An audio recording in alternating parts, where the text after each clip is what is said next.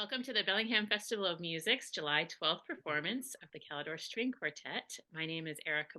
I'm Executive Director of the festival, and with me today is Jeremy Berry, the Calidore Quartet's violist. Welcome. Thank you for having me. We're excited. We're so excited about this performance. So this is the Opus 59 quartets 7, 8, and 9. Could you tell us a little bit about the quartets as a group and the history of how they came to be? Yeah, absolutely.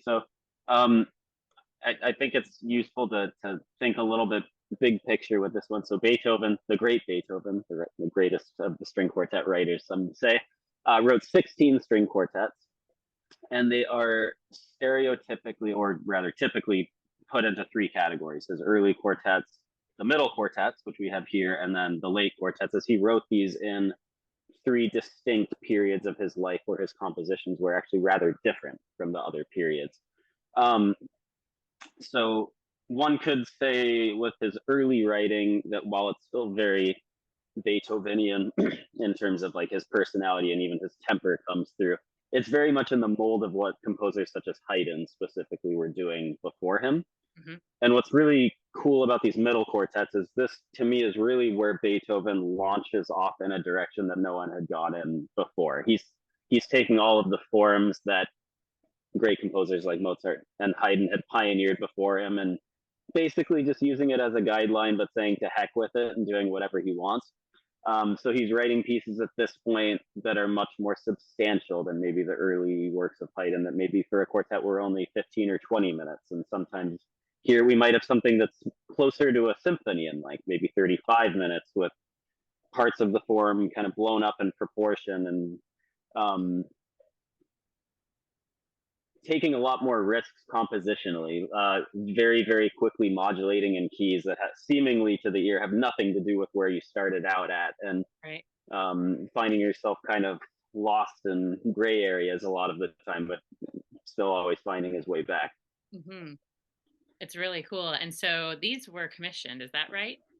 Yeah, so they were commissioned by, I believe, it was the Russian ambassador in Vienna, Razumovsky. Hmm. And the quirk about these quartets that makes them specifically different from any of his other quartets is that he was, I can't remember if it was required or strongly encouraged to include a Russian theme in each one of these works. Um, in Interesting. the in the first and or sorry, in Opus 59 number 1 and number 2, it's very, very clear. At the very last movement of 59-1, there's a really kind of joyful, bumbly Russian theme in that. And my personal favorite is in the third movement of Opus 59 number 2. There's also it's an ABA form, which is very, very typical for a third movement. So there's one theme in the opening, and this one it's fairly melancholy and quite moving. Then there's a very, very fast, jubilant B section, which is the Russian theme. But instead of an ABA form, he gives us ABA. So it kind of just keeps going and going. And as this Russian theme happens, it gets kind of progressively more aggressive and angry until it just sounds straight ticked off. So I haven't read any of Beethoven's writing on this, but to me it really feels like, oh, you want a Russian theme? I'll give you a Sure. Russian theme. By the end, he's just kind of beating it to submission, but in a way that's really fun to see develop. That's really The third quartet, there are theories on where that is, but it's a little less clear. But probably in the slow movement. interesting. And they were all written like the same year, I think. They were written. I think all three were written in 1806. Okay, it's incredible. And So yeah, it's an incredible collection of work. And if I'm to be completely honest, as an audience member myself, I'm not always the biggest fan of going to concerts where it's all written by one composer. sure. Um, it can work with many composers, but I find with Beethoven and actually specifically with these works, they're so different from one another and such incredible masterpieces on their own that it really does work as a program. My quartet frequently talks about programs as meals, and you Sure. don't want to just eat three steaks for dinner, although That's maybe every once in a while, right? But right. but in this case, the pieces really are so diverse that I personally don't think that there's any issue with that, and it should be a really, really thrilling and exciting program, and certainly the type of thing that I would like to attend in my own free time with like Absolutely. a quartet of other people. Absolutely. So Yeah, let's talk a little bit about the quartets as a whole and your quartet. So this is the first time that Calidore is recording the complete Beethoven quartets. Is that correct? correct. That is correct, and we have not quite finished yet, but by the time we're in Bellingham, we will have recorded all 16 quartets. We won't be fully they won't be fully released yet. We haven't edited some of them, but the late quartets actually have been released. We're hoping to bring some CDs to the concert in Bellingham, but it's also available on online. However, you consume music, Spotify, iTunes Store. That's awesome. And then actually these middle quartets, which we will be playing in Bellingham, will be the next release, which I don't know the date of off the top of my head, but in the coming months. And then the early quartets, which we are finishing recording the last two of next week, will come out last. So we're kind of doing a inverted release schedule. Yeah, that's really cool. So Um, you started with the late and you've been going backwards essentially in yeah, recording and releasing. it's it's interesting. The last quartets are the most sort of far out. Sure. This was when Beethoven was completely deaf, and he had gone in a direction where he was seemingly writing more for the future than from his own time. I know there are some quotes from that where one of his pieces was reviewed poorly, and he stammered. He's like, "I didn't write this for you. I wrote this for a future generation." Which, I mean, the ego to say something like that is pretty Sure. wild. But in retrospect, he was not wrong. So you at That's least have right. to give him credit for that. Um, but in some ways the opus 18s, the early quartets, are actually the trickiest in terms of like playing together and playing in tune, and they're extremely exposed, so if anything isn't just how you want it, it can sound out of tune or very clearly not together. um, in my opinion, a little bit easier than the late. So while the lates are very musically complicated and can take a while to wrap your head around them, and they're also extremely technically difficult. Don't hear what I'm not saying. Sure, sure, Um, but it's a different type of difficulty. sure. It's more bare. There's nowhere Um, to hide. so yeah, That's in any case, we've been living with these pieces for a long time now. We're really excited to play this program of the Opus 59s, and these are also have tremendous difficulty too, because they have those elements of the Opus 18s, and that um, like kind of openness of texture and clarity that can make them difficult, but then with more of the complexity of the lates. But we're really excited about the program, and actually after Bellingham, pretty much directly after, we set out to California at the Music at Menlo Festival, and we performed the whole cycle there over the course of about, I want to say, 3.5 weeks or so. wow. Will that be So your yeah, first time we've been performing everything? that will be the most condensed time that we've performed everything. We had a Beethoven cycle over the course. Well, it was supposed to be over the course of 1 year in Buffalo. There's an an old series called the Slee series that has been um, presenting the Beethoven cycle of quartets every year for a long time. They often split it between different Mhm. ensembles, but our cycle was slightly interrupted by COVID, so I think it may have taken more like a year and a half. But this will certainly be the most intense cycle in terms of concert scheduling and just trying to figure out how to carry all of that in your hands at once. That's right. So we've had a lot of interesting rehearsals we have to move through a lot of music really fast and be like kind of the only rehearse what's needed and see what you can take care of individually, but like really carefully planning ahead, like exactly what we're going to be doing in the coming weeks to make sure that everything gets adequately covered. I'm sure Um, interacting with that much repertoire, especially so condensed, it also elevates your telepathy within the group and just how the group functions as a whole. Do you feel like some of yeah, I this think you really can. hits you? I think people probably in any field can relate to the sentiment that like when a large enough fire is lit underneath you, you kind of just force yourself to figure things out, for Yeah. lack of there being a better way to put it. I mean, I would say from a technical standpoint, it has. Yeah, I think we're always pretty organized about planning things, just because we play so much music throughout the year.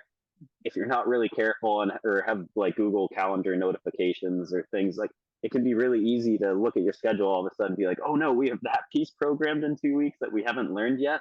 Yeah. So we are always pretty thinking very far ahead of time, but this has been very like kind of next level and having to be really really organized, not just collectively but with the individual practicing too, because when you're carrying this much work, it never works to show up and be sort of learning your music in the rehearsal. Everything just has to be concert ready, and then get through things as efficiently as possible.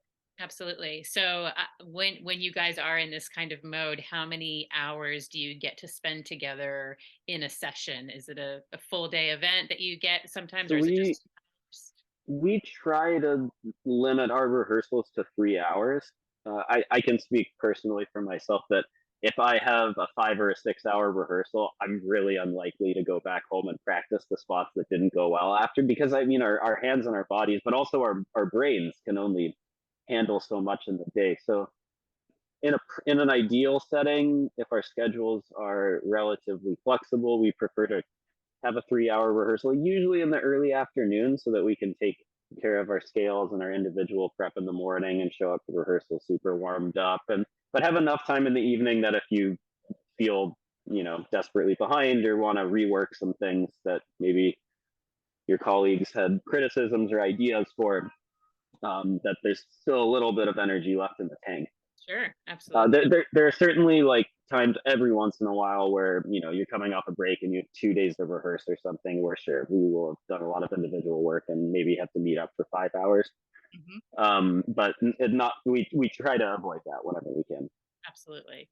Is there anything specific or unique in this Opus 59 cluster of quartets for the viola that you find different from the Uh, 18s that you really enjoy or dread, look forward to? well, in I'll give you two answers for that. In general, the while the first violin still has much of the primary material in the Opus 59s, and in some instances the most technical like work really high up in the instrument, although the cello certainly gets some of that in these too. These quartets are more democratic from a melodic standpoint than the early ones, Mhm. and the